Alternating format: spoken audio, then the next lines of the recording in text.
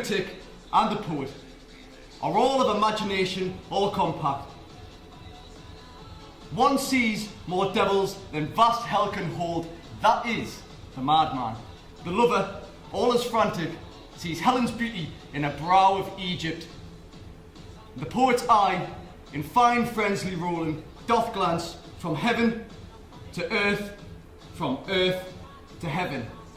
And, as imagination bodies forth the forms of things unknown, the poet's pen turns them to shapes and gives to airy nothing a local habitation and a name. Such tricks hath strong imagination, that if it would but apprehend some joy, it comprehends some bringer of that joy. Or, in the night, imagining some fear, how easy is a bush supposed to bear?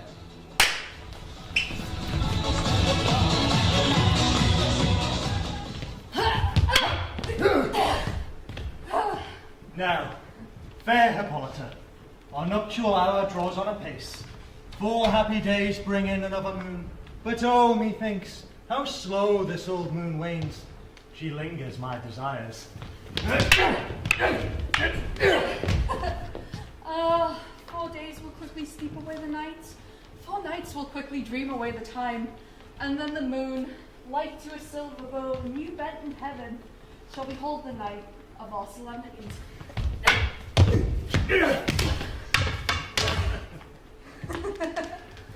Hippolyta, I wooed thee with my sword, and won thy love doing the injuries, but I shall wed thee in another key, with pomp, with triumph, and with revelry. Happy be Theseus, our renowned Duke! Thanks, good Aegeus. What's the news with me? Full of vexation come I, with complaint against my child, my daughter Hermia. Stand forth, Demetrius. My noble lord, this man hath my consent to marry her. Stand forth, Lysander. And my gracious Duke, this man has bewitched the bosom of my child. Thou, Lysander, thou hast given her rhymes and interchanged love tokens with my child.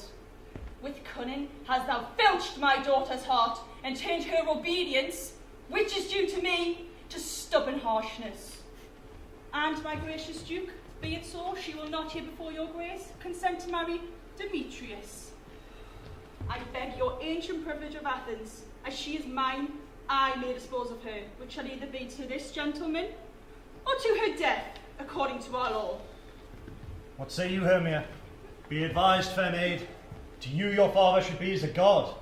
Demetrius is a worthy gentleman. So is Lysander. In himself he is, but in this kind, wanting for your father's voice, the other must be held the worthier. I would my father looked but with my eyes. Rather your eyes must with his judgment look. I do entreat your grace to pardon me, which I beseech you that I may know the worst that may befall me in this case, if I refuse to wed Demetrius. Either to die the death, or to forever abjure the society of men. Therefore, fair Hermia, question your desires. Know of your youth, examine well your blood, whether, if you yield not to your father's choice, you can endure the livery of a nun. So I will so grow, so live, so die, my lord. And I will my virgin patent her. My soul consents not to give sovereignty. Take time to pause. By the next new moon, the sealing day betwixt my love and me, either prepare to die for disobedience to your father's will, or else to wed Demetrius as he would, or unto Diana's altar to protest for I austerity and single life. Relent, sweet Hermia. Lysander, yield thy crazed title to my certain right. You have her father's love, Demetrius. Let me have Hermia's. Do you marry him? Scornful Lysander! True, he hath my love. And what is mine, my love shall render him. And she is mine. And all my right of her I do estate unto Demetrius. I am my lord, as well derived as him, as well possessed. My love is more than his. My fortunes every way is fairly run, if not with vantage as Demetrius. Why should I not then prosecute my right? And what's more than all these boasts can be, I am beloved of beauteous Hermia. So why should I not then prosecute my right? Demetrius on a voucher to his head made love to Nadar's daughter, Helena, and won her soul. And she, sweet woman, dotes upon this spotted and inconstant man. I must confess that I have heard so much, and with Demetrius ought to have spoke thereof. But Demetrius, come, and come, Aegeus, you will go with me. I have some private schooling for you both. And for you, fair Hermia, look you arm yourself to fit your fancies to your father's will, or else the law of Athens yields you up to death, or to a vow of single life. Come, Hippolyta. What cheer, my love? Demetrius and Aegeus, go along.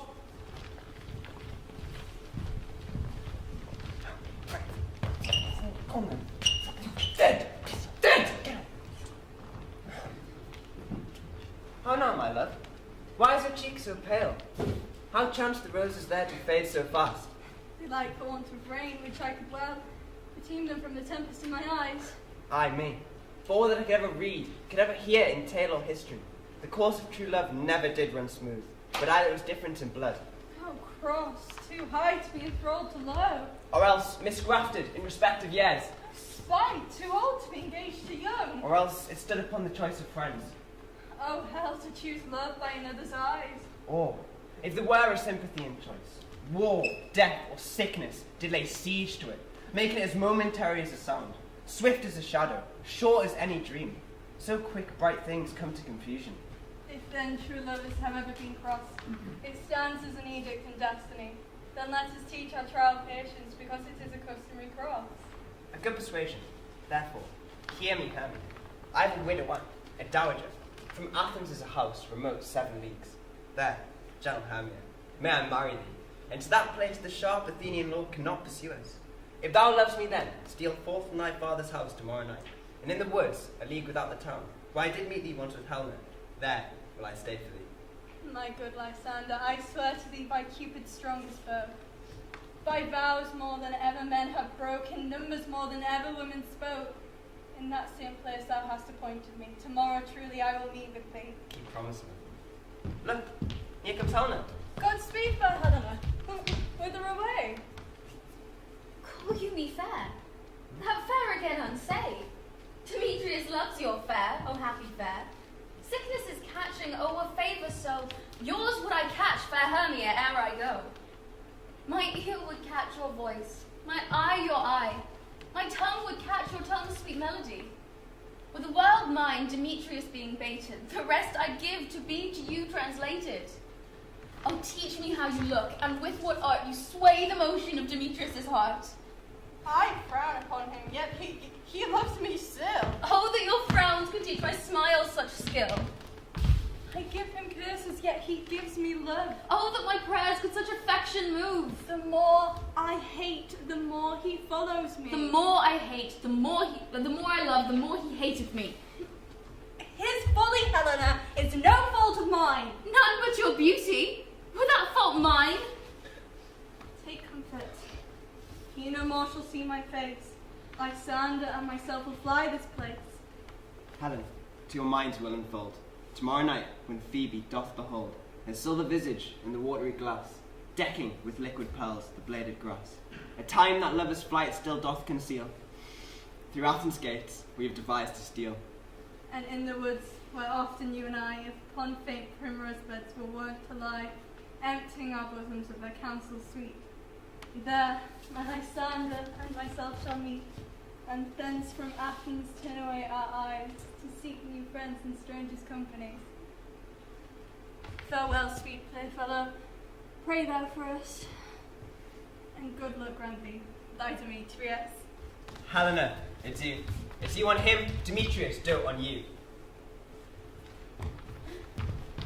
How happy some o'er other some can be. Through Athens I am thought as fair as she. But what of that? Demetrius think not so. He will not know what all but he do know. Love looks not with the eyes, but with the mind, and therefore is winged Cupid painted blind. For ere Demetrius looked on Hermia's eyne, he'd hail down oaths that he was only mine. But when that hail some heat from Hermia felt, so he dissolved, and showers of oaths did melt. I will go tell him of fair Hermia's flight. Then to the woods will he tomorrow night pursue her. And for this intelligence, if I have thanks, it is a dear expense. But herein mean I to enrich my pain, to have this sight thither and back again. Stagecraft, stagecraft, stagecraft! Stagecraft, stagecraft, stagecraft! Stagecraft, stagecraft, stagecraft!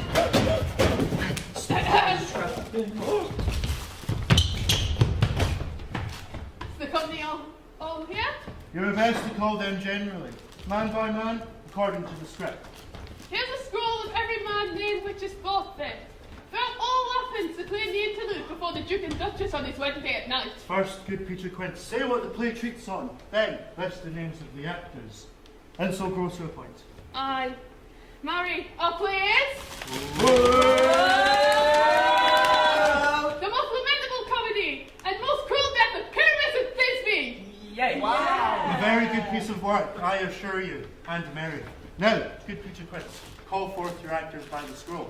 Masters, spread yourself. Spread myself. Spread myself. Answer as I call you! Nick Bottom the Weaver! Ready? Name what part I'm for and proceed. You, Nick Bottom, are set down for Pyramus. What is Pyramus? A lover or a tyrant? A lover that kills himself most gallant for love. That will ask some tears in the true performing of it. If I do it, let the audience look to their eyes. I will move storms. I will condole in some way to the rest. Yet, my chief humour is for a tyrant. I could play Hercules rarely, or a part to tear a cat in, to make all split. The raging rocks and shivering shocks shall break the locks of prison gates. Amphibious car shall shine from far and make and mar the foolish fates. This was lofty. Bravo! Now name the rest of the plays and proceed. Francis Flute, the bellows mender. Here be the Quints! Flute, you must take Thisbe on you. What is this be? Wandering night? It is a lady that Pyramus was loved. Nay, say, let me not play a woman. I have a beard coming. That's all one, you shall play to the mask, and you will speak as quietly as you will. And I may hide my face. Let me play Thisbe too, and I'll speak in a monstrous little voice. Thisbe! Thisbe! Ah, Pyramus! Thy lover dear, thy Thisbe dear, and lady dear. No, you, they call you misplay Pyramus, and Flute, you Thisbe. I'll proceed. Robert Starveling, the tailor. Here, Peter Quince. Starveling, you must play Thisbe's mother. Tom Snout, the tinker. Yeah! Peter Quint! You, Pyramus's father. Myself, Thisbe's father. Snug Vagina! You, the lion's paw. And I hope here is a play well fitted. Have you the lion's pot? Written! Pre! If it... Give it me, for I am slow of study. You may do it extempore, for it's nothing but roaring. Let me play the line too. I will roar. And then the Duke will say, let him roar again. Let him roar again. Rawr. You can play no part for Pyramus, for Pyramus is a sweet-faced man. A proper man, the most gentleman-like man. For you must needs play Pyramus! Well, I will undertake it. So, masters, hear your parts, and I am to entreat you, request you, and desire you to come then by tomorrow night. Not right. Tomorrow. Meet me in the palace wood, a mile without the town, by moonlight. There we shall rehearse. We will meet, and there we may rehearse most obscenely and courageously. Take pains. Be perfect. Adieu. Stagecraft, stagecraft, stagecraft! Stagecraft, stagecraft, stagecraft! Stagecraft, stagecraft, stagecraft!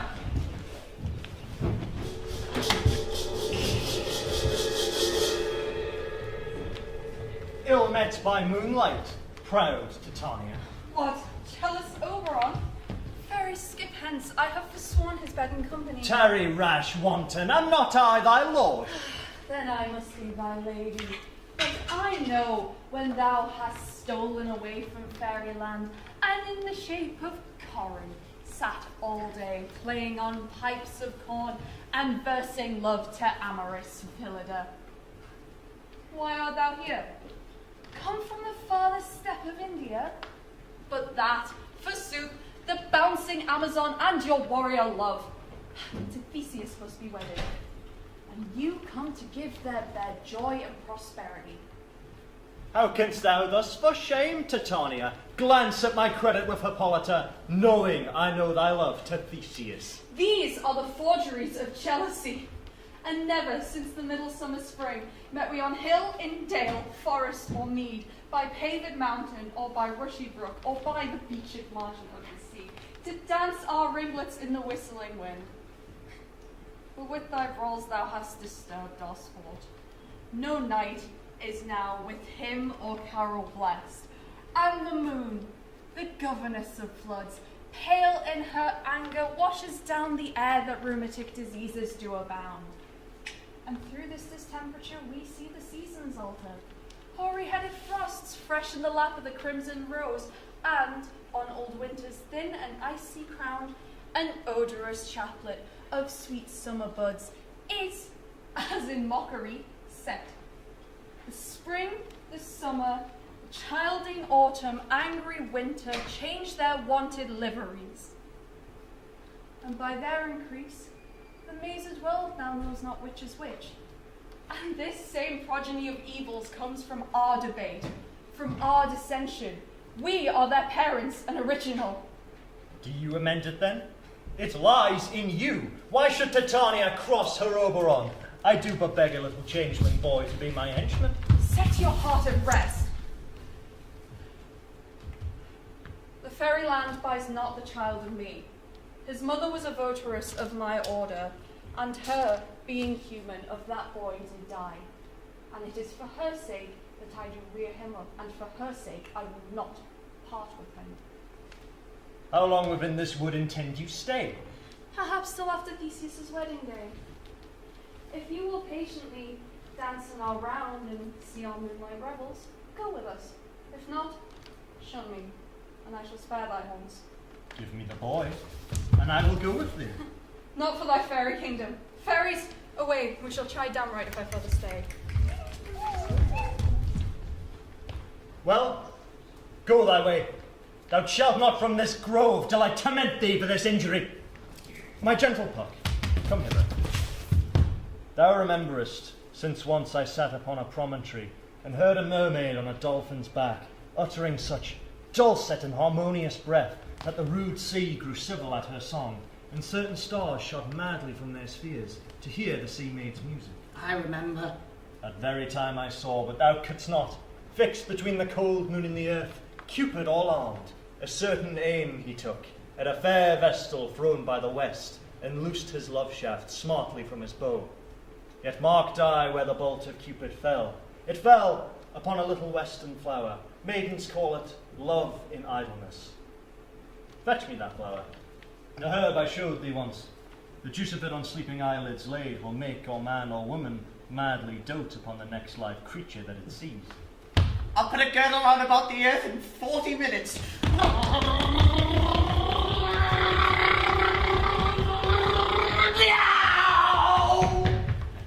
Having once this juice, I'll watch Titania when she is asleep, and drop the liquor of it in her eyes.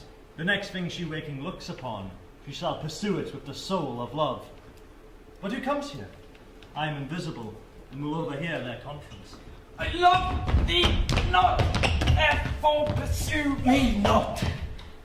Where is Lysander and fair Hermia? The one I'll slay, the other slayeth me. Thou toldst me they were stolen into this wood. Oh, hence, get thee gone. Follow me no more. You draw me, you hard-hearted adamant. Yet you draw not iron, for my heart is true as steel. Leave you your power to draw, and I shall have no power to follow you. Do I entice you? Do I speak you fair, or rather, do I not in plainest truth tell you I do not, nor I cannot love you? But even for that do I love you the more. I am your spaniel, and Demetrius, treat me but as your spaniel. Spurn me, strike me, neglect me, lose me, only give me leave, unworthy as I am, to follow you. Tempt not too much the hatred of my spirit, for I am sick when I do look on thee. And I am sick when I look not on you. You do impeach your modesty too much. To leave this city and commit yourself into the hands of one that loves you not.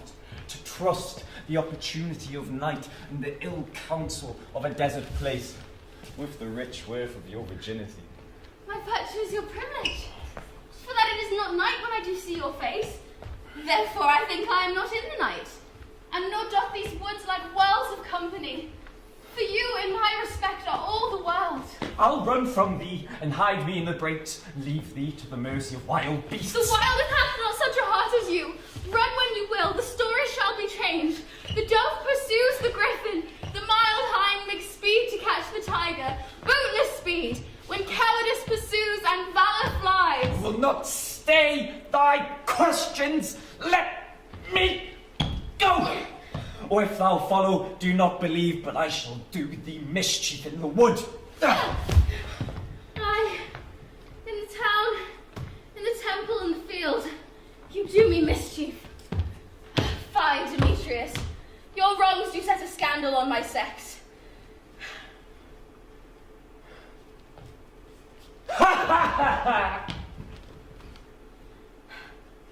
I'll follow thee, and make a heaven of hell, to die upon the hand I love so well. Fare thee well, nymph. Ere he do leave this grove, thou shalt fly him, and he shall seek thy love.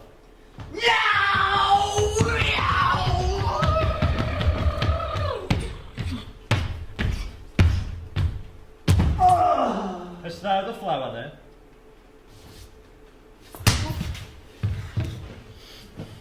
Welcome, wanderer.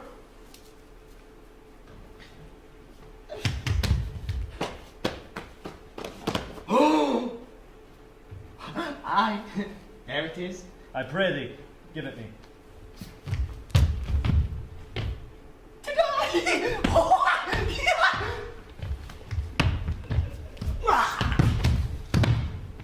I know a bank where the wild thyme blows, where oxlips and nodding violet grows, quite over-canopied with luscious woodbine, with sweet musk roses and with eglantine.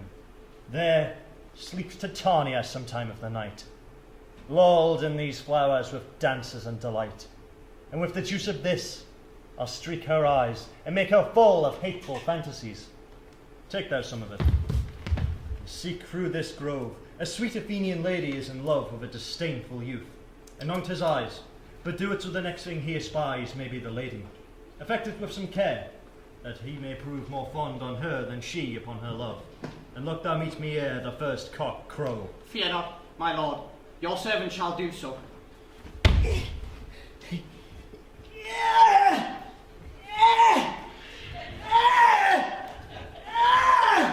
Heave!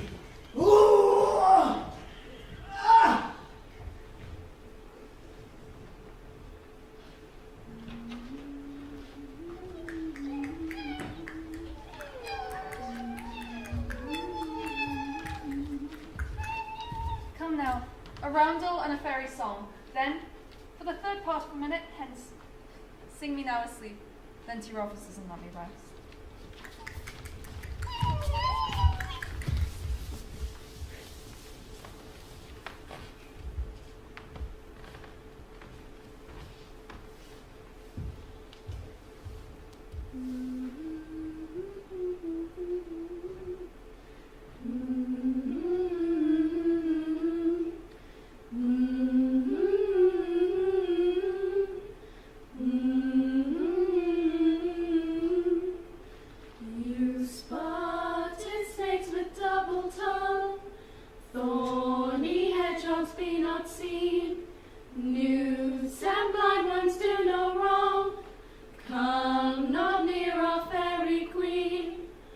La la la la la lullaby.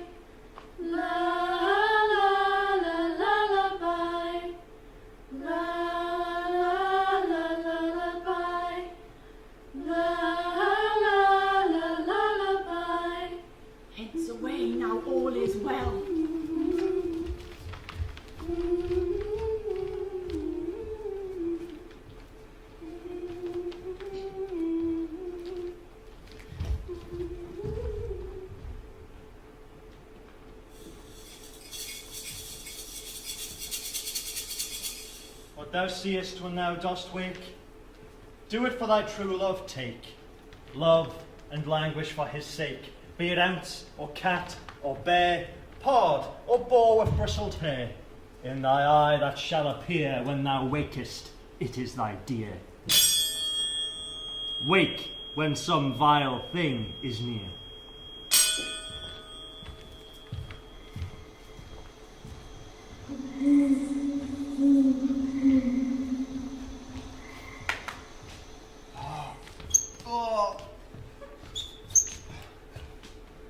Fellow, you faint with wandering the woods, and to speak truth, I have forgotten our way. Well, rest us if you think it good, and tarry for the comfort of the day. Be it so, Lysander. Find you out of bed, for I, upon this bank, will rest my head. One turf shall serve as a pillow for us both. One heart, one bed, two bosoms, and one troth. Nay, good Lysander, for my sake, my dear. Lie further off yet. Do not lie so near. Oh, take the sense sweet of my innocence. Love takes the meaning in love's conference. I mean that my heart into yours is knit, so that one heart we can make of it. Two bosoms interchained with an oath, so then two bosoms and a single troth. Then, by your side, no bedroom me deny. For lying so, Hermia, I do not lie.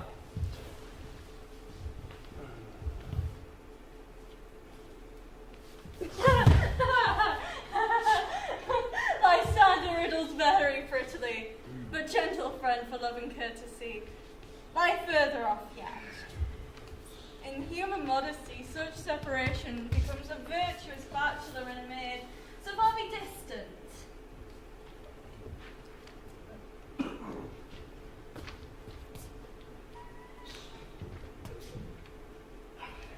And good night, sweet friend. May thy love near altar to thy sweet life end. Amen. Amen to that fair prayer, say I. And then life, when I end loyalty. Here is my bed. Sleep, give thee all his rest. With half that wish, the wish's eyes be pressed.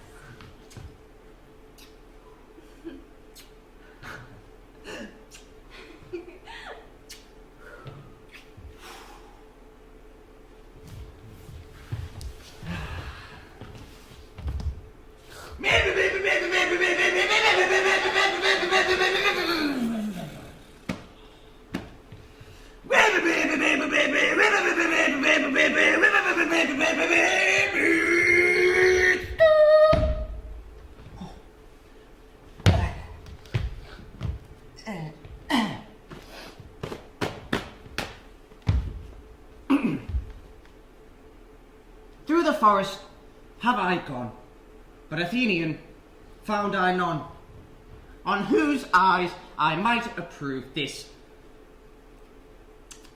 flower's force in stirring love. Night and silence.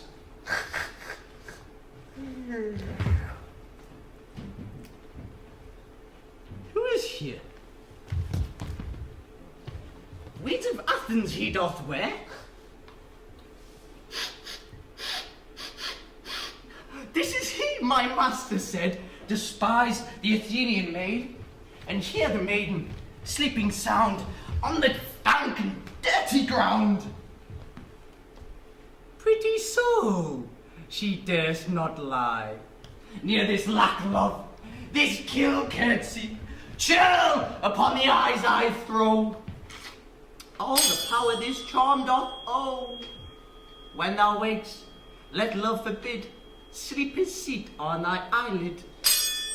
So awake when I am gone, for I must now to Oberon.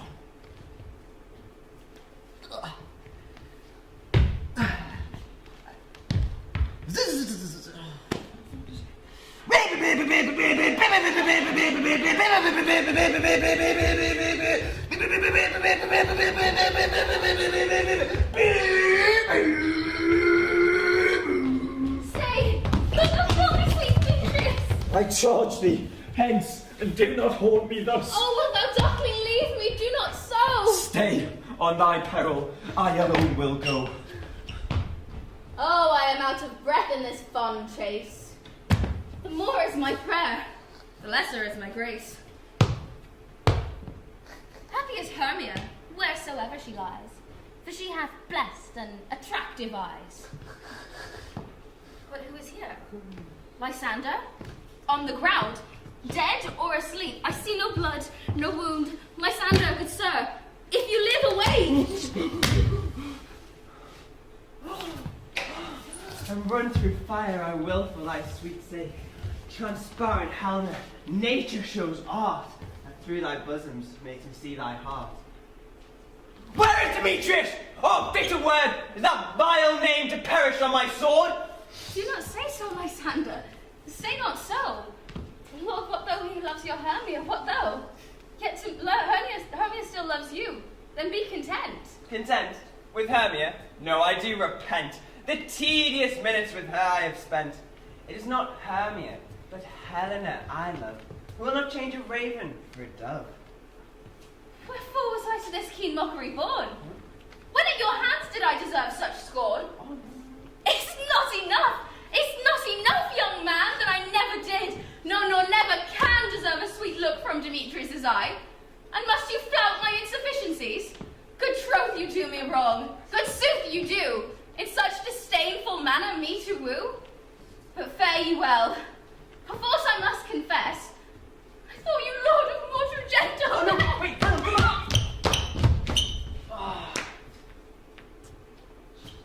She sees not Hermia. Hermia, sleep thou there, and mayst thou never come Lysander near. For as a surfeit of the sweetest things, the deepest loathing to the stomach brings.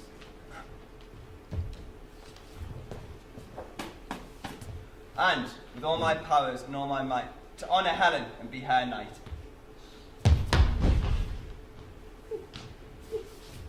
Help me, Lysander! Help me! Do thy best to pluck this crawling serpent from my breast!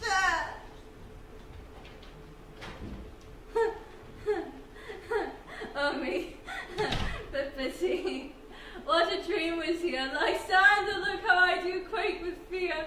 Methought a serpent eat my heart away, and you sat smiling at its cruel prey. Lysander?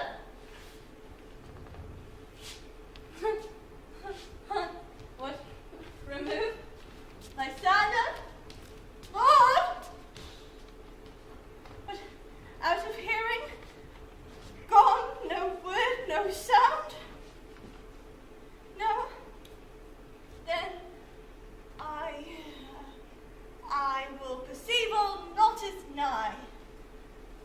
Either you or death I'll find immediately.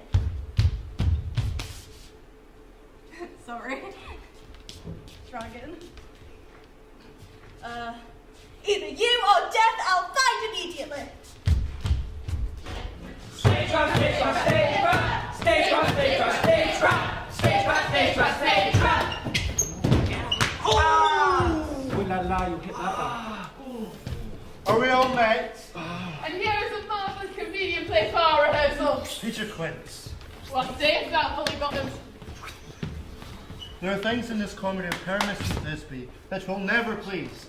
First, Pyramus must draw a sword to kill himself, which the ladies cannot abide. How answer you that? By a larkin and parlous fear. I believe we should leave the killing act when all is done. Not a whit, I have a device to make all well. Write me a prologue, and let the prologue seem to say, we will do no harm with our swords, and that Pyramus is not killed indeed. And for the more better assurance, tell them that I, Pyramus, am not Pyramus, but Bottom the Weaver. This will put them out of fear. Well, we will do such a prologue. Will not the ladies be afeard of the lion? I fear it, I promise you. Masters, you ought to consider with yourselves to bring in, God shield us, a lion among ladies is a most dreadful thing. Therefore, another prologue must tell he is not a lion. It shall be so. But there are two hot things. That is, to bring the moonlight into the great chamber for Pyramus and Thisbe, meet by moonlight. Doth the moon shine that night we play our play? The calendar, look in the almanac, find out who's right, find out who's right.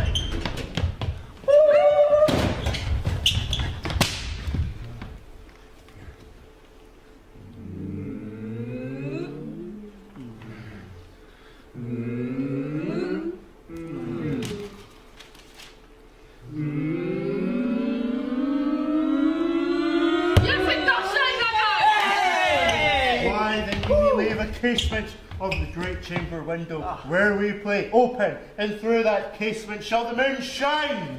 Aye, or else one must come in with a thorn bush and a lantern, and say he comes to disfigure, or present the person of moonshine. Then there is another thing. We must have a wall in the great chamber. It says this, for purpose in Thisbe, say the story. They talk through a chink of a wall. You can never bring on a wall. That's right. What say you, Bottom? Some man or other must present wall, and let him have some plaster to signify wall. And let him hold his fingers thus, and through that cranny shall Pyramus and Thisbe whisper. If that may be, then all is well. Come, sit down. Every mother's son and rehearse your parts. Pyramus, you begin. After you have spoken your speech, enter into the break. And everyone according to his cue.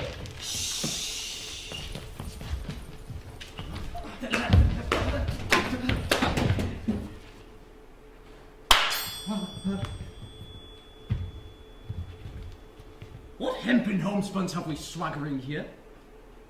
So near the cradle of the fairy queen? What? A play toward? I'll be an auditor, an actor too perhaps if I see cause. Speak, Pyramus, Thisbe stand for.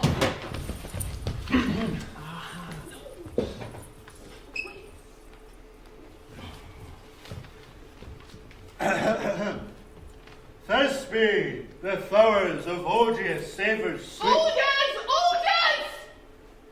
Odours, savours sweet. So hath thy breath, my fairest, dearest Thisbe dear. But hark, a voice. Wilt thou but stay a while, and by I will to thee appear.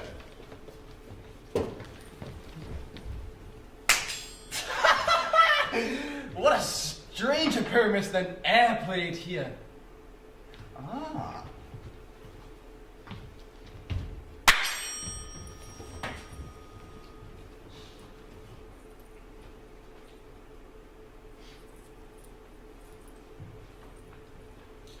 Must I speak now? Aye, must you? For you must understand. He goes to see a voice he has heard, and is to just come back on again. Most radiant Pyramus, most lily white of hue, of colour like the red roses on triumphant briar, I'll bid thee Pyramus and lilies too. That is too. Man, why you must not speak that yet? Your cue is past it. Never tire. As true as horse that yet would never tire. Thisbe, the flowers of odious. Oh, monsters, oh strange. We are haunted. Pray masters, holy masters, help!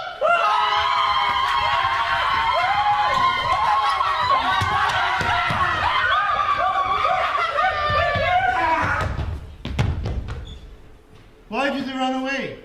This is a knavery of them to make me afeard. Oh, Bottom, thou art changed. What do I see on thee? What do you see? You see an ass head of you? Oh.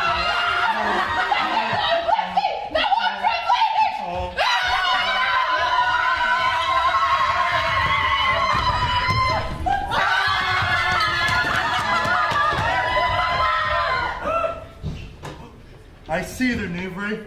This is to make an ass of me, to fright me if they could. But I will not stir from this place. I will walk up and down, and I will sing, and that they shall hear. I am not afraid. Oh. When I wake up, well, I know what I'm going to be. I'm going to be the one who wakes up next to you. When I go out, yeah, well, I know what I'm going to be. I'm going to be the one who goes along with you. From my flowery bed. Da da da da da da da da da da da da.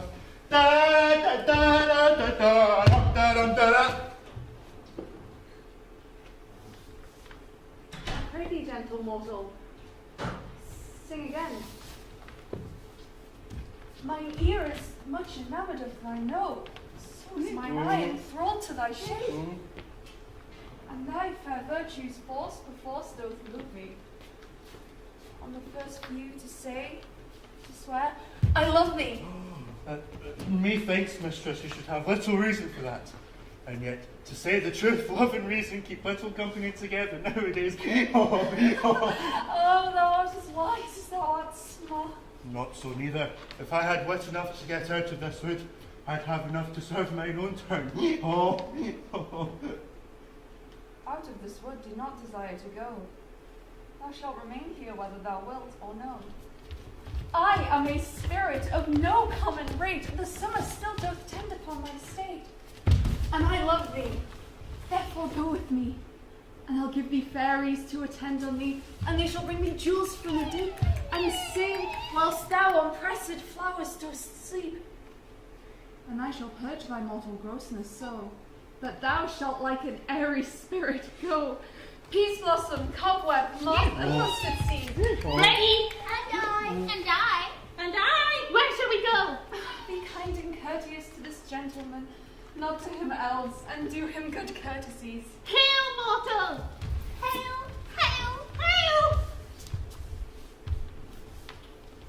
I cry your worship's mercy. I beseech your worship's name. Cobweb.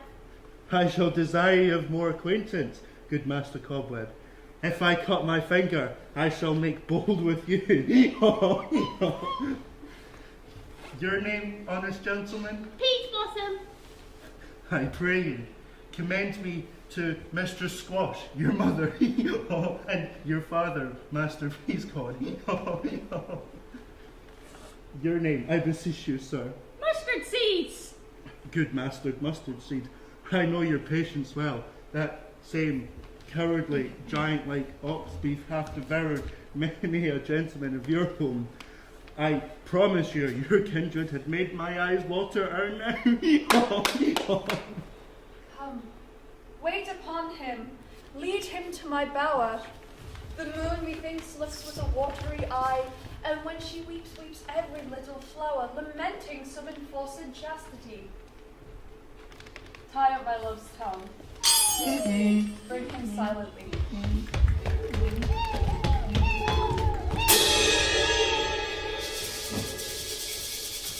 I wonder if Titania be awaked. Then, what was it that next came in her eye that she must dote on in extremity? Choo choo! Here comes my messenger. Choo choo! Choo choo! Chicka chicka chicka chicka chicka chicka chicka chicka choo choo! Chicka chicka chicka chicka.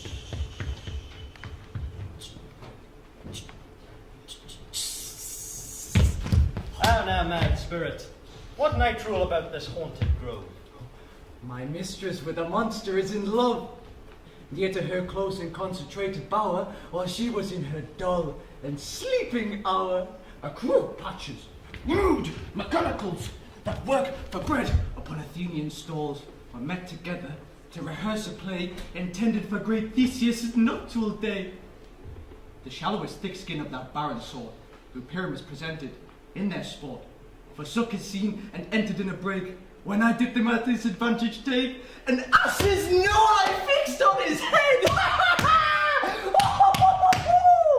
So, at his sight, away his fellows fly, and left them there in this translated fear, and left sweet Pyramus translated there. So, when in that moment it came to pass, Titania straight away waked and loved an ass. This falls out better than I could devise. But hast thou matched the Athenians' eyes with the love juice as I bid thee do? I took him sleeping, that is finished too, and the Athenian woman by his side, that when he waked of force, they must be eyed. Stand close. This is that same Athenian. This the woman, but not this the man. Oh, why rebuke you him that loves you so? A breath so bitter on your bitter foe. Now I but chide, but I should use thee worse. For thou, I fear, hast given me cause to curse. Hast thou slain him then? If thou hast, slain Lysander, being our shoes in blood, plunge in the deep and kill me too. It cannot be, but thou hast murdered him. So should a murderer look so dead, so grim. So should the murdered look, and so should I, pierced through the heart with your stern cruelty. Yet you, the murderer, look as bright, as clear as yonder Venus in her glimmering sphere. What's this to my Lysander? Where is he? Oh, good Demetrius, will thou give him me? I had rather give his carcass to my hounds. Out, dog, out, care thou bounds and maiden's patience. Hast thou slain him then? Henceforth be never numbered among them, and hast thou slain him, slay me! Oh, brave! Could not a worm and adder do so much? Thou hast slain him, for with a doubler tongue than thine, thou serpent, thou swine, never add a stone. You spend your passion on a misprized mood. I am not guilty of Lysander's blood, nor is he dead for aught that I can tell. Tell me then that he is well. And if I could, what should I get there for? Oh! At present never to see me more, and from thy hated presence part I saw. See me no more, whether he be dead or no. There is no following her in this fierce vein. Therefore for a while I will remain. So sorrow's heaviness doth heavier grow, for debt that bankrupt sleep doth sorrow owe, which now in some slight measure it will pay. If for his tender here I make some stay.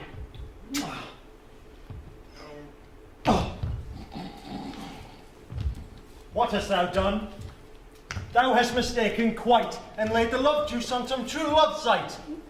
About this would go swifter than the wind, and Helena of Athens seek thou find. By some illusion see thou bring her here. I'll charm his eyes against she do appear. I go, look how I go, swifter than the hour from the Tartar's blow.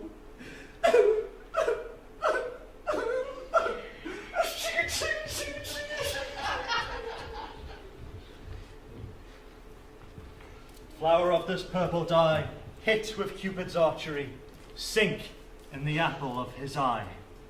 When his love he doth espy, let her shine as gloriously as the Venus of the sky. Whence thou wake, if she be by, beg of her for remedy.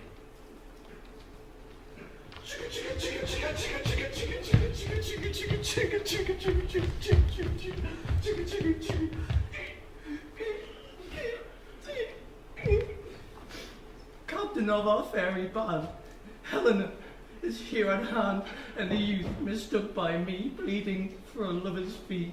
Shall we their front page and see? Lord, look what fools these mortals be. Stand aside. The noise they make will cause Demetrius to awake. Then we'll two at once, we one.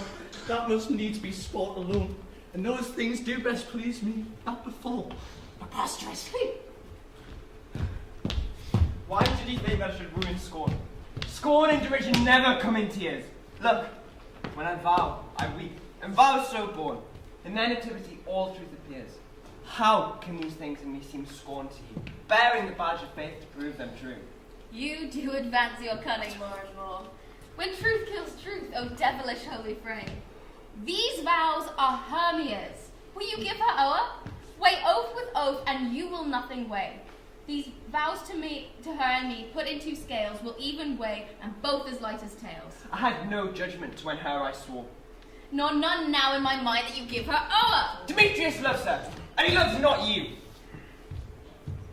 Oh, Helena, goddess, nymph, perfect divine, to what my love shall I compare thy nine? Crystal is body, oh how ripe and show thy lips, those kissing cherries tempting grow.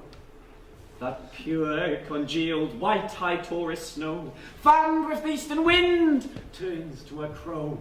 When thou holds up thy hand, oh let me kiss this princess of pure white, the seal of bliss. Oh spite, What? Oh, hell! I see you all are bent to set against me for your merriment.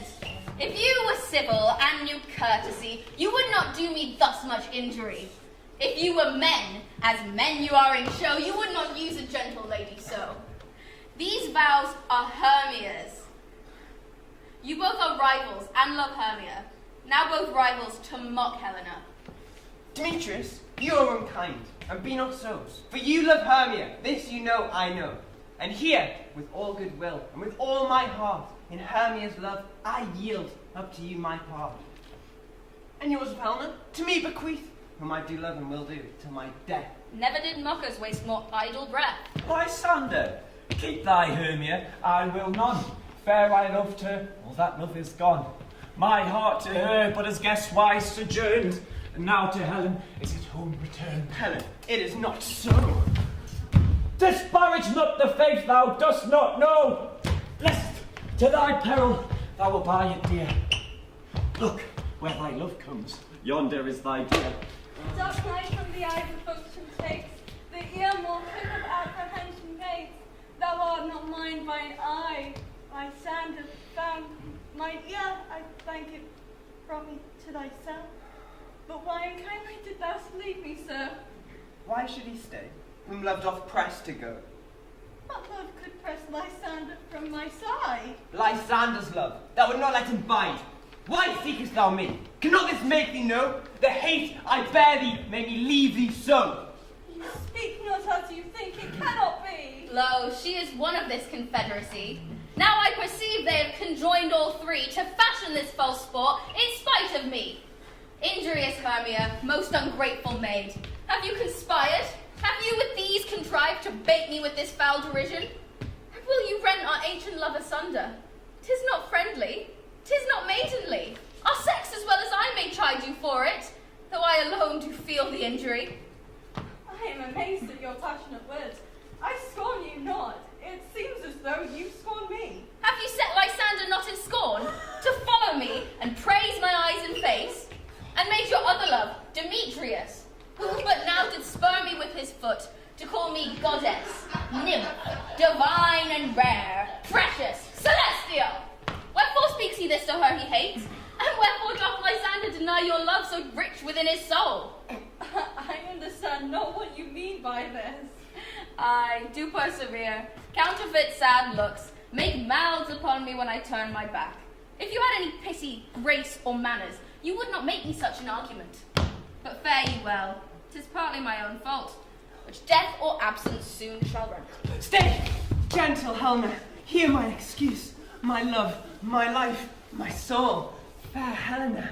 Oh, excellent. Sweet, do not scorn her so. If she cannot entreat, I can't compel. Thou canst compel no more than she entreat. Thy threats have no more strength than her weak prayers. Helen, I love thee, by my life I do. I swear by that which I will lose for thee, to prove him false that says I love thee not. I say I love thee more than he can do. If thou say so, withdraw and prove it too.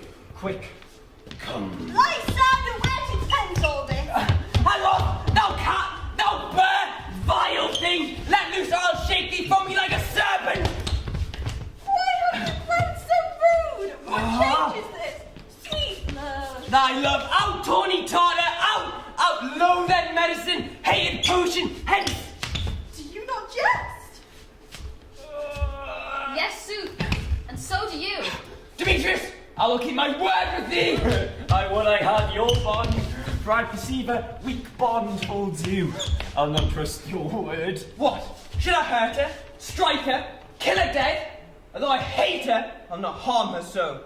What greater harm could you do than hate?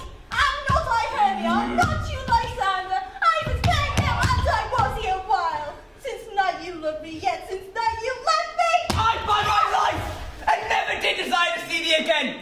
I do hate thee, and love Helena. Oh, me. You juggler. You canker blossom. What have you come by night and stolen my love's heart from him? Fine, your fame. Have you no modesty, no maiden shame, no touch of bashfulness? What, will you tear impatient answers from my gentle tongue? Fie, you counterfeit, you puppet you! the game.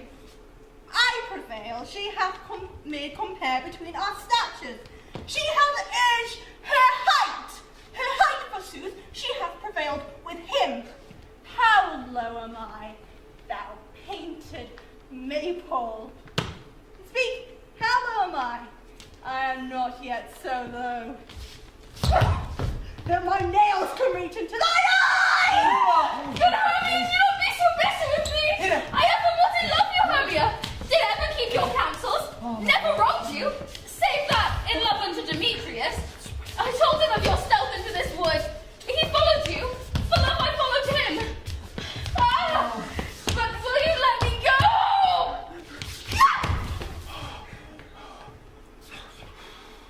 I get you gone. Who is that hinders you? A foolish heart that I leave here behind. With Lysander? With Demetrius! Be not afraid. She shall not harm thee, Helena. No, sir, she shall not. Though you take her part. Oh, when she is angry, she is keen and shrewd. She was a vixen when she went to school, and though she be but little, she is fierce. Ho, ho, ho! Little again. Nothing but low and little. Why will you suffer her to flout me thus? Let me come to her! Get you gone, you dwarf, you minimus of hindering not grass made, you bead, you acorn! You are too officious on her behalf that scorns your services. Let her alone. Speak not of Helena. Now, she holds me not.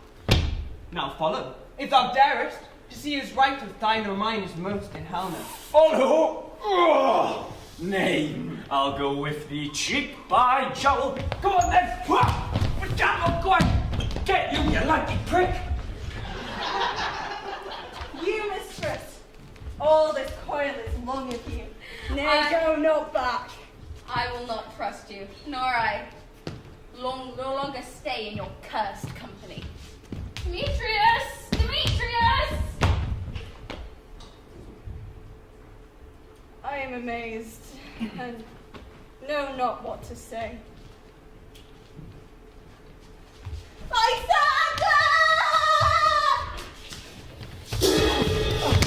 This is thy negligence. Still thou mistakest, or else commits thy knaveries wilfully.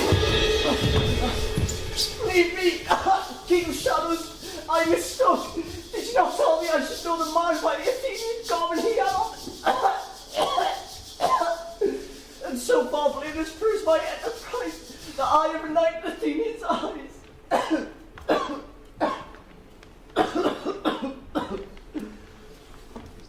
And so far, am I glad it did so soon, as their jangling is deem's fault. Thou hast see these lovers seek a place to fight. I therefore, Robin, overcast the night, and lead these testy rivals so astray, as one come not within another's way. Like to Lysander sometime frame thy tongue, and stir Demetrius up with bitter wrong.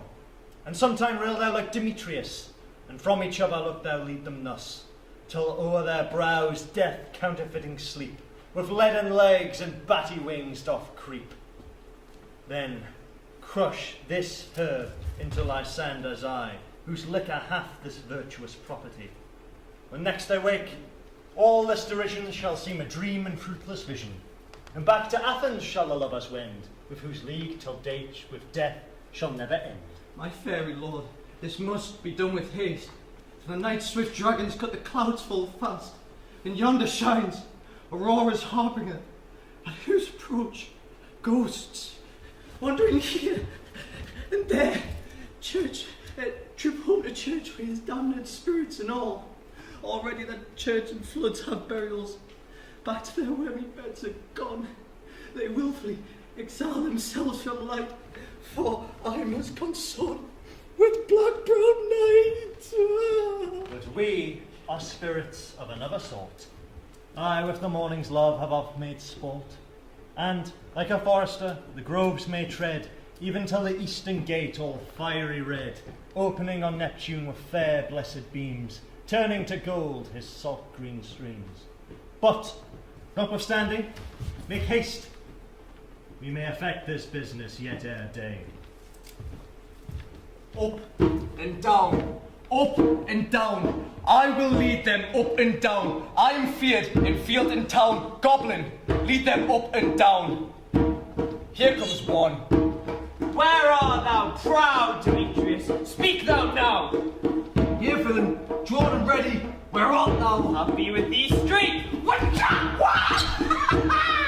Follow me then to play the ground. Lysander! Lysander! Lysander, speak again. Thou runaway, thou coward, art thou fled? Thou coward! Art thou bragging to the stars, or selling the bushes that thou lookst for wars? And wilt not come? Come, recreant! Come, thy child! I'll whip thee with a rod! He's defiled that holds a sword out on thee! Yea, art thou there? Follow my voice, we'll try no manhood here.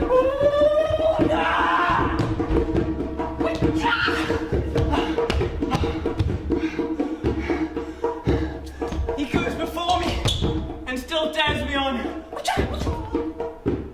When I come when he calls, then he is gone. This villain is much like healed than I. I followed fast, but faster he did fly. Now fallen am I in dark and even way, and here will rest me. Ho, ho, ho, coward! Why comest thou not? Abide me, if thou darest, for well I wot, thou runn'st before me, shifting every place, and darest not stand nor look me in the face. Come hither. I'm here. Nay, when thou mockst me, thou shalt buy this dear, if ever I thy face by daylight see. Now, go thy way. Faintness constraineth me to measure out my length from this cold bed. By day's approach, look to be visited. Oh, weary night. Oh, long and tedious night. Bathe thy hour, sunshine comforts from the east, and sleep that sometimes shuts up sorrow's eye. Steal me a while from my own company.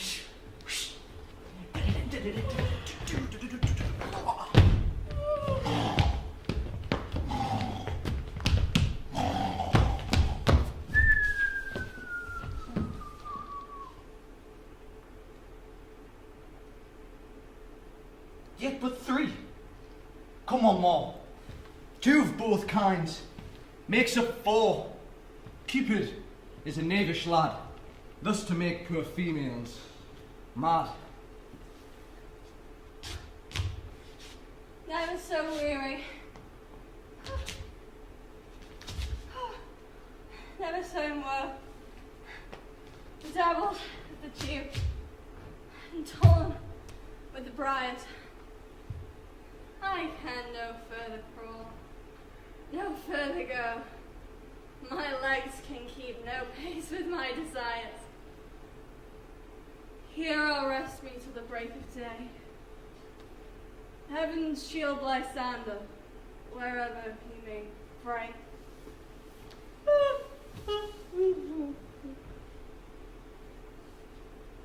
On the ground, sleep sound.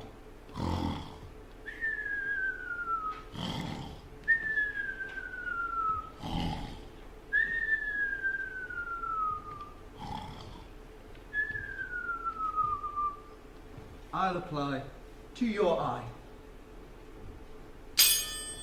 Gentle lover's remedy. When thou wakest, thou takest true delight in the sight of thy former lady's eye. And the country proverb known, in your waking shall be shown, Jack shall have Jill, naught shall go ill, and the man shall have his mare again, and all shall be well.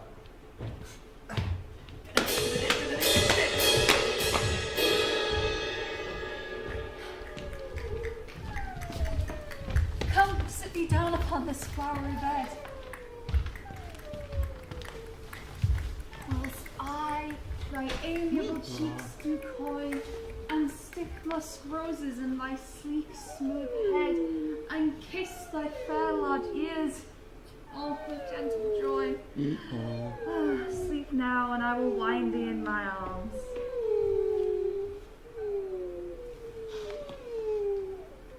Fairies, be gone, and be always away.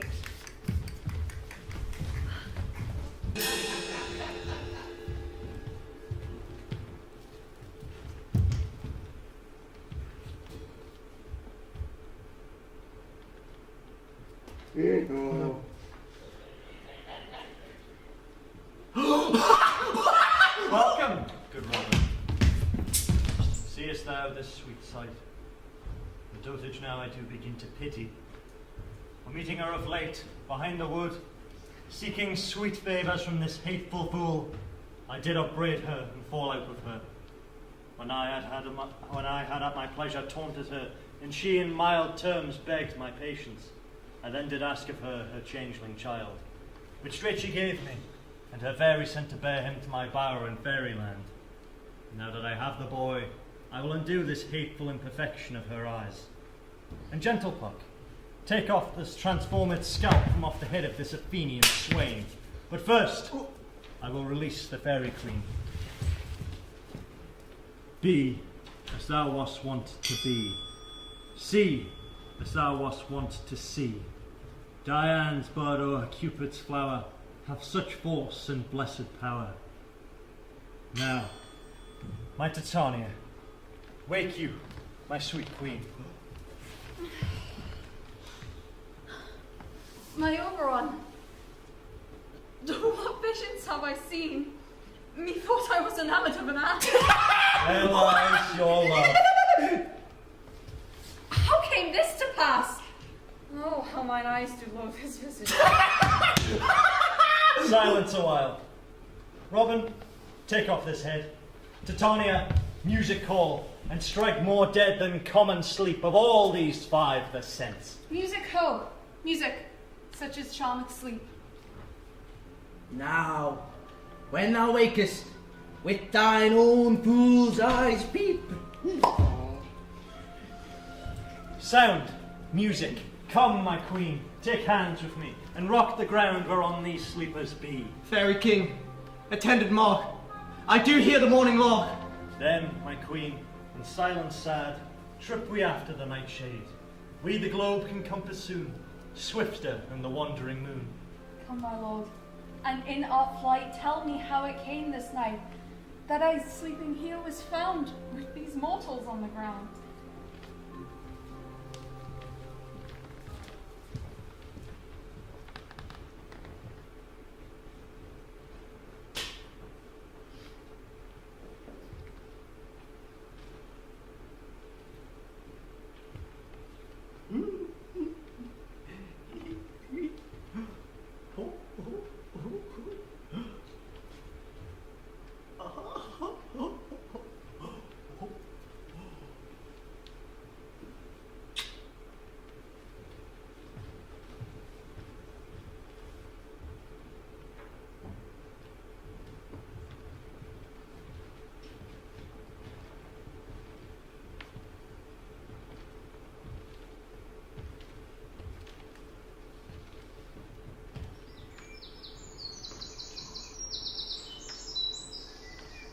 Go, one of you, find out the forester. For now our observation is performed, and since we have the vaward of the day, I hope shall hear the music of my hounds. Uncouple in the western valley, let them go. Dispatch, I say, and find the forester. Now, my queen, we will up to the mountain's top, and echo the musical confusion of the hounds, and echo in conjunction. Soft, what nymphs are these? My lord, this is my daughter here asleep. This, Lysander. This, Demetrius is. And this, Helena, Nador's Helena. I wonder of their being here together. No doubt they rose up early to observe the rite of May, and, hearing our intent, came to grace our solemnities. But speak, Aegeus. Is this not the day that Hermia should give answer of her choice? It is, my lord. Go, bid the huntsmen wake them with their horns.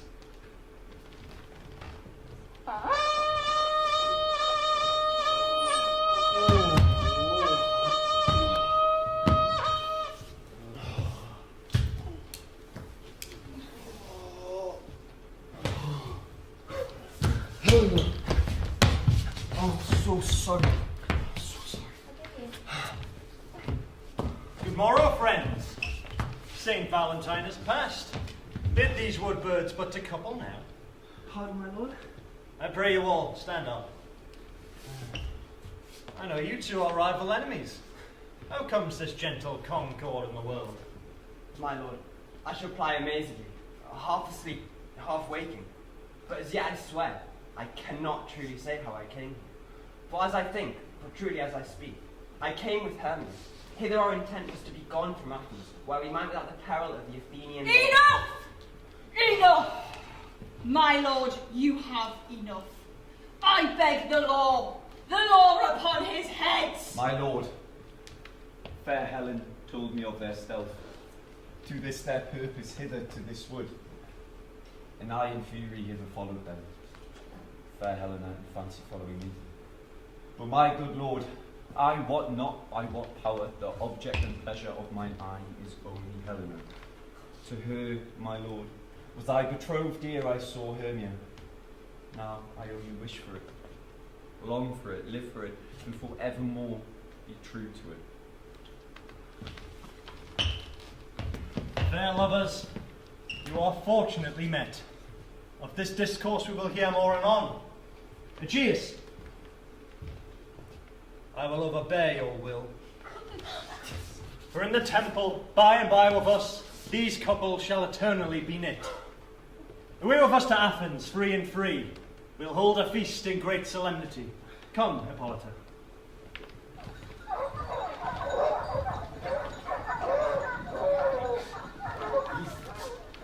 Things seem small and undistinguishable. Methinks I see these things with parted eyes, when everything seems double. So methinks. And I have found Demetrius like a jewel, mine own and not mine own. Are you sure that we are awake? Seems like yet we sleep, we dream. Was the Duke really here and bid us follow him? Yea, and my father. And Hippolyta. And he did bid us follow to the temple. Why? Then we are awake. Let us follow, and by the way, let us recount our dreams.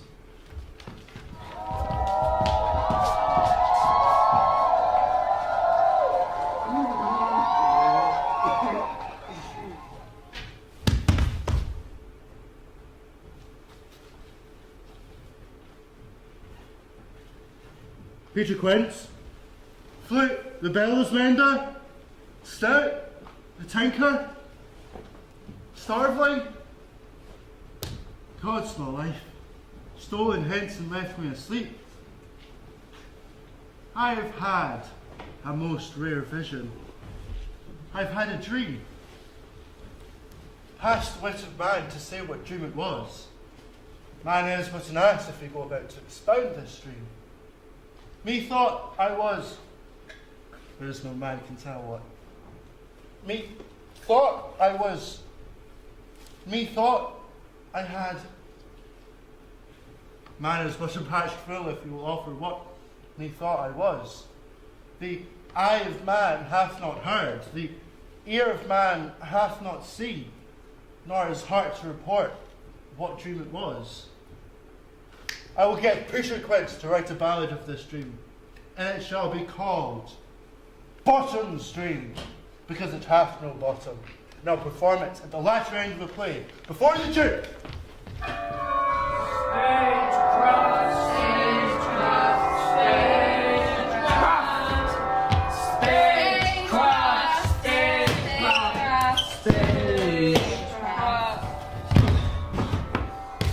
Have you sent to Bolton's house?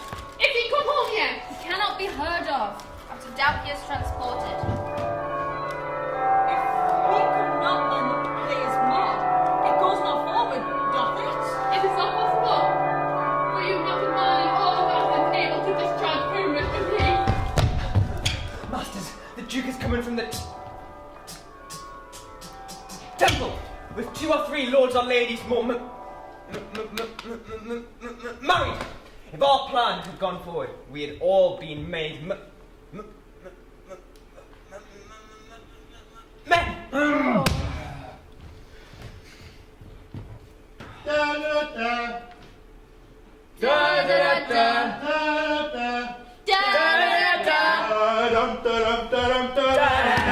Where are these lads? Where are these hearts?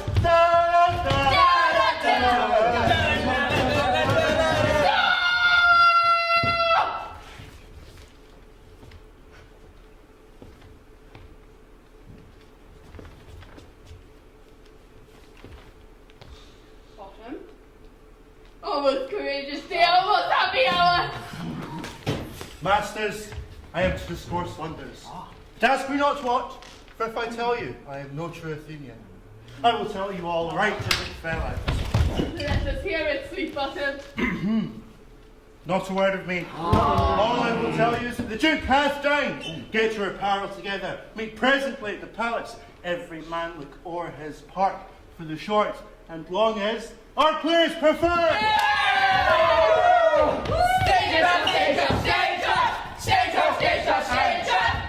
Most dear actors, eat no onion nor garlic. For we are to utter sweet breath, and I do not doubt but to hear them say, it is a sweet comedy. No more words. Away! Go! Away! Stagecraft, stagecraft, stagecraft! Stagecraft, stagecraft, stagecraft! Stagecraft, stagecraft, stagecraft! Come now, what masks, what dances shall we have to wear away this long age of 3 hours between our after supper and bedtime? A tedious brief scene of young Pyramus and his love Thisbe, or a tragical mirth. And we will hear it. For never anything can be amiss when simpleness and duty tender it. Go, bring them in. Stagecraft, stagecraft, stagecraft. Stagecraft, stagecraft, stagecraft. Stagecraft.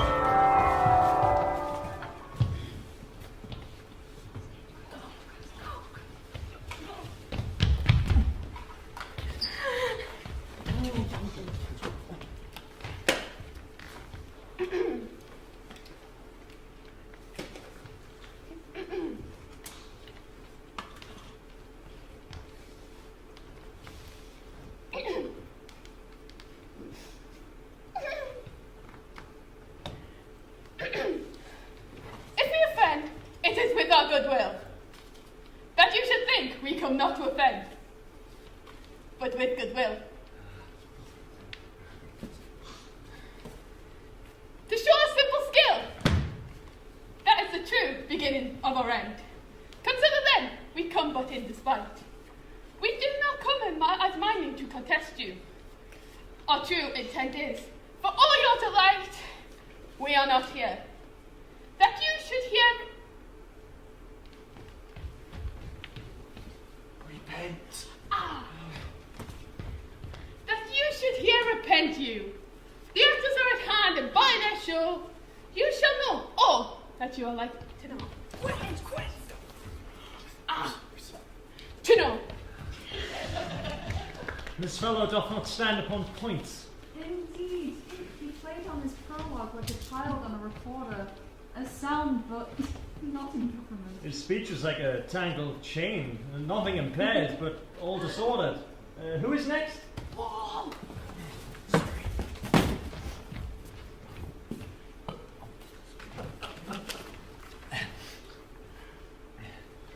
In this interlude, it doth befall that I, one Snout by name, present a wall, and as such a wall as I would have you think, that had in it a crannied hole or chink, through which the lovers, Pyramus and Thisbe, did often whisper very secretly, this loam, this rough cast, this stone doth show that I am that same wall, the truth is so. This, the cranny, is raw and sinister, through which the fearful lovers are to whisper. Would you desire Lyman Hare to speak better? 'Tis the witchiest partition that I ever heard discourse, my lord. Pyramus draws near the wall, silent.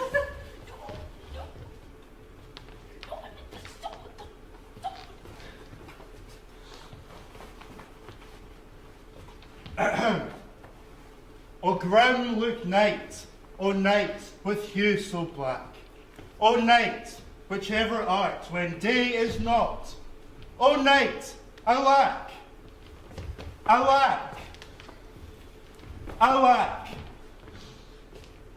I fear my Thisbe's promise is forgot. And thou, O wall, O sweet, O lovely wall, that stands between her father's ground and mine. And thou, O wall, O sweet, O lovely wall, show me thy chink to blink through with mine eye. Thanks, courteous wall. Jove shield thee well for this. But what see I? No Thisbe do I see, O wicked wall, for whom I see no bliss. Cursed be thy stones for thus deceiving me. The wall, methinks, being sensible, should curse again. No, in truth, sir, he should not. Deceiving me is Thisbe's cue. She is to enter now, you shall see. It will fall back right as I told you. Yonder she comes.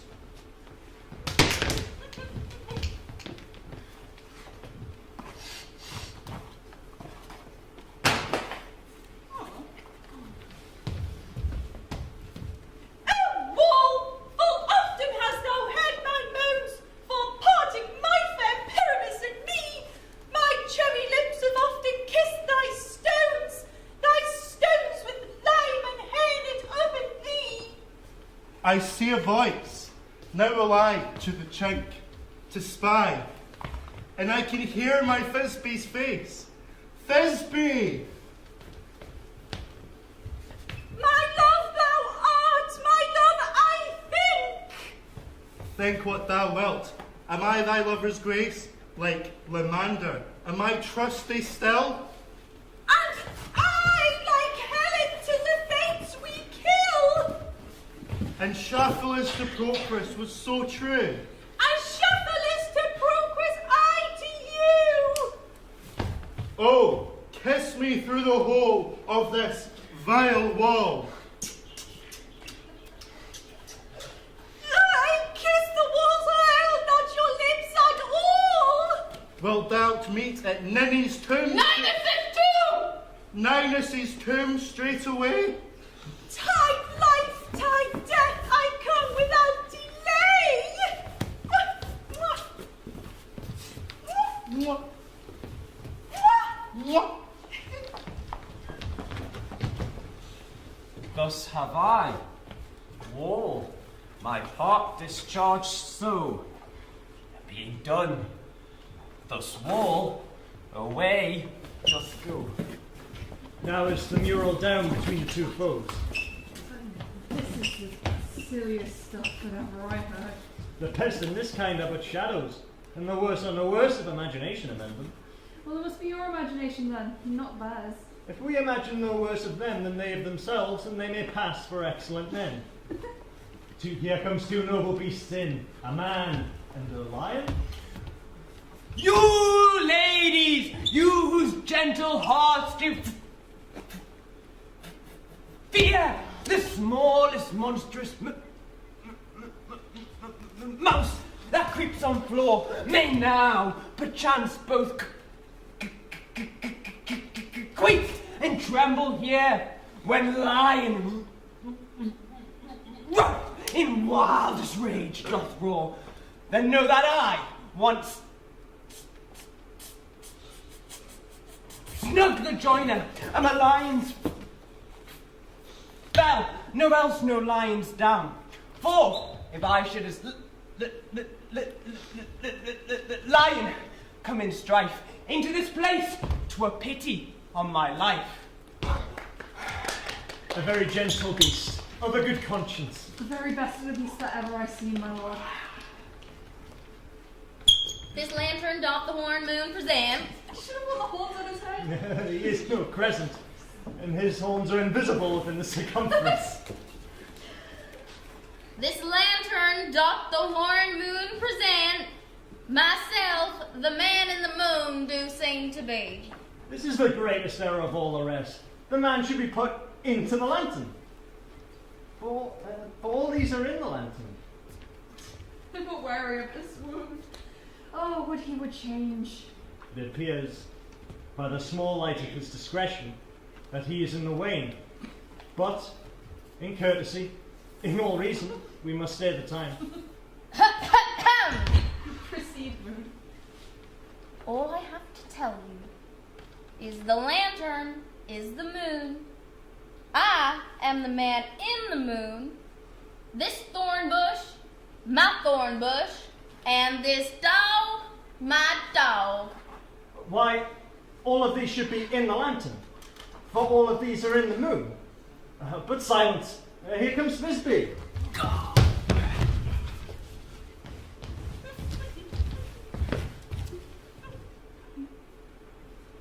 This is old Ninny's tomb! Nina says too! Nina says too!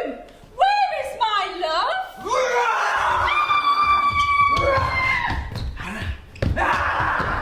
Well roared lion. Well run, Thisbe. Well shone, moon. Sure. Grace.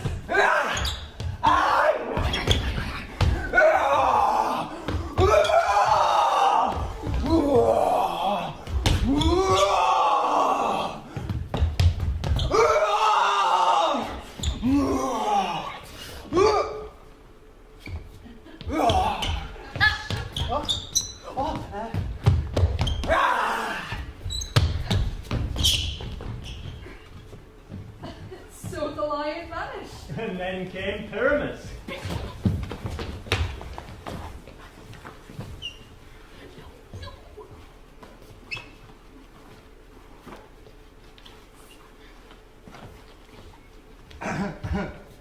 Sweet moon, Sweet moon, I thank thee for thy sunny beam. I thank thee, moon, for shining now so bright. For by thy gracious, golden, glittering gleams, I trust to take of truest Thisbe's sight.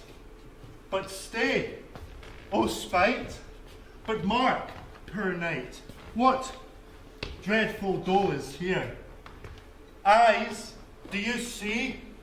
How can it be? Oh, dainty duck, oh dear. Thy mantle good, what, stained with blood? Approach, ye furies fell. Furies! Furies fell. O fates, come, come, cut thread and thrum, quail, crash, conclude, and quell.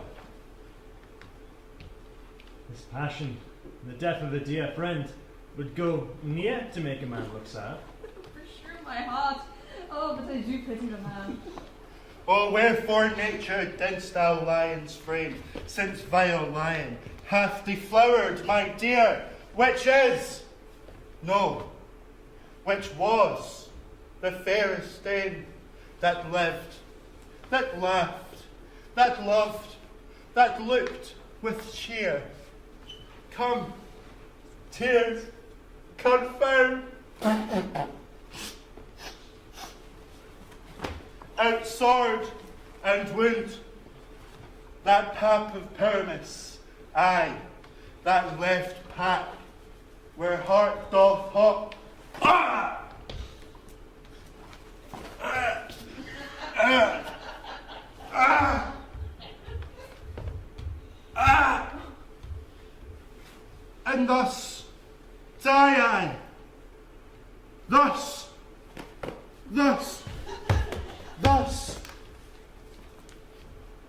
My soul is in the sky. Tongue, lose thy light. Moon, take thy flight. Now,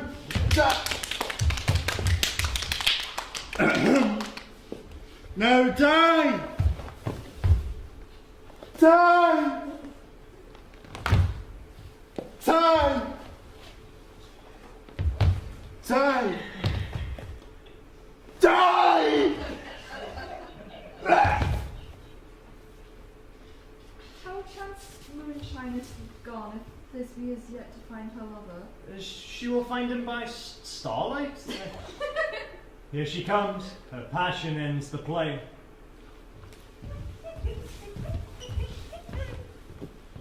Asleep, my love? What? Dead, my dove? Oh, Pyramus, arise! Speak, speak. Quite dumb? Dead? Dead? And who must cover thy sweet eyes? These my lips, this cherry nose, these yellow cowslip cheeks are gone, are gone. Lovers make moan, his eyes were green as leeks. Oh, sisters three, come to me, with hands as pale as milk. Lay them in gore, since you have shore, with shears his thread of silk. Tongue, not a word. Come, trusty sword, come blade my breast in through.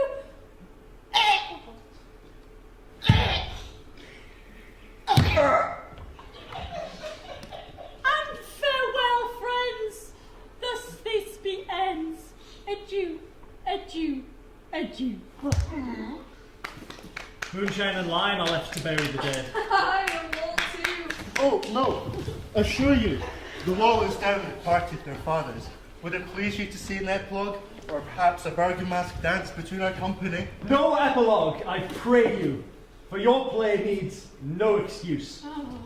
But come, your Bergamask.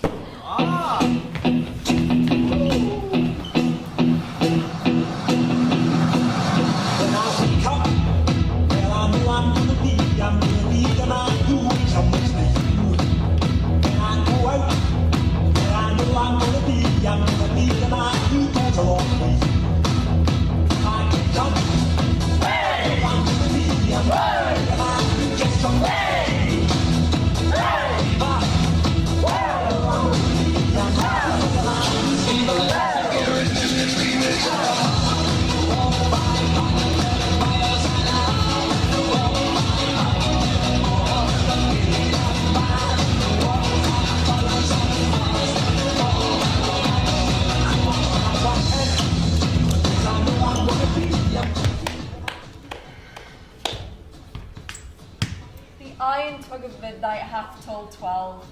Lovers, to bed. 'Tis almost fairy time. I fear we may outsleep the coming morn. Although this night we hath overwatched, and this palpable, gross play hath beguiled the heavy gate of night. Sweet friends, to sleep. A fortnight show a solemnity and nightly revels in new jollity.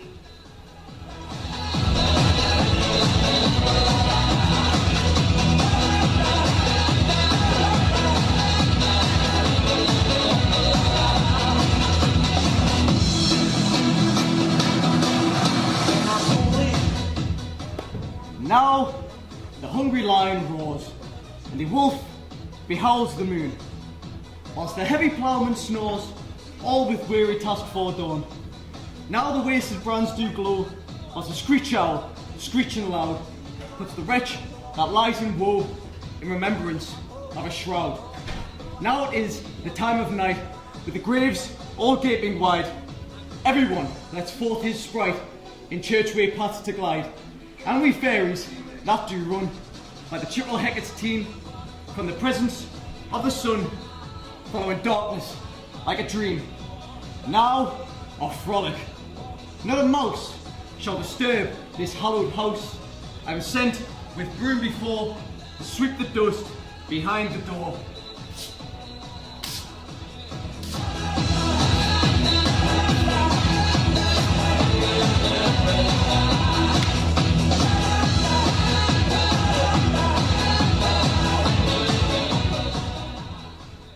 Now, until the break of day, through this house each fairy stray, to the best bride bed will we, which by us shall blessed be.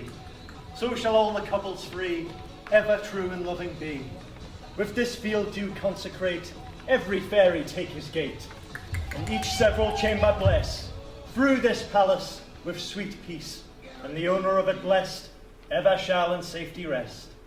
Trip away, make no stay, meet me all by break of day.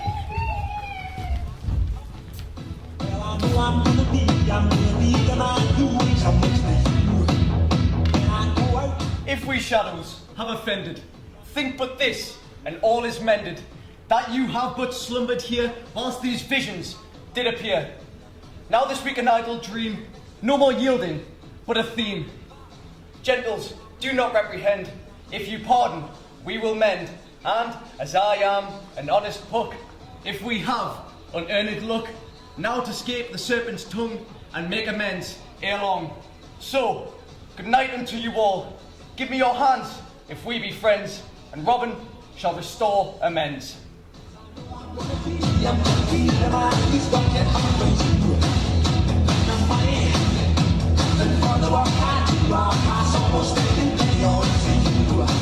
When